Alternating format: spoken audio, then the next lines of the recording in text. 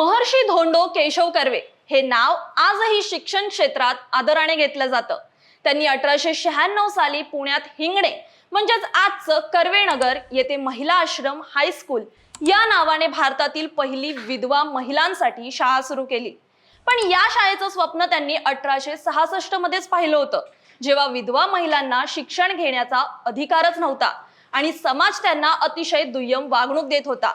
महर्षी कर्वेंना वाटत होतं की शिक्षण हे स्त्री स्वातंत्र्याचं खरं साधन आहे। शाळा सुरू करण्यासाठी त्यांनी निधी उभारण्याचा निर्णय घेतला आणि त्यासाठी ते चक्क युरोप दौऱ्यावर गेले।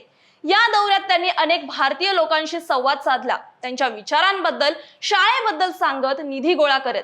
इतकंच नाही तर या प्रवासात ते थेट जर्मनीमध्ये पोहोचले आणि योगायोगाने काही काळ प्रसिद्ध शास्त्रज्ञ अल्बर्ट आइन्स्टाईन यांच्या शेजारी राहत होते। आइन्स्टाईन यांना जेव्हा कर्वेंच्या कार्याची आणि त्यांच्या शाळेच्या कल्पनेची माहिती मिळाली तेव्हा ते खूप प्रभावित झाले आणि त्यांनी महर्षी कर्वेंच्या विचारांचं खुलेपणाने कौतुक केलं। त्यांनी म्हटलं की हे कार्य केवळ भारतासाठी नाही तर संपूर्ण जगासाठी प्रेरणादायी आहे।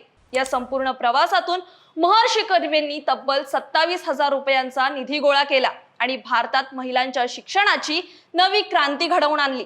विशेष म्हणजे या शाळेची पहिली विद्यार्थिनी होती त्यांची स्वतःची विधवा वहिनी म्हणजेच पार्वतीबाई आठवले। आणि हे फक्त शाळा सुरू करण्याचं काम नव्हतं तर एक समाज परिवर्तनाची सुरुवात होती। एक मराठी माणूस ज्याच्या ध्येयाला आइन्स्टाईनने सलाम केला होता, ही गोष्ट आपल्या सगळ्यांसाठीच खूप मोठी प्रेरणा आहे। तर मंडळी, महर्षी कर्वेंच्या या कामगिरीबद्दल तुम्हाला काय वाटतं हे आम्हाला कमेंटमध्ये सांगा आणि असेच माहितीपूर्वक व्हिडिओ बघण्यासाठी चॅनलला फॉलो, सबस्क्राईब करायला विसरू नका।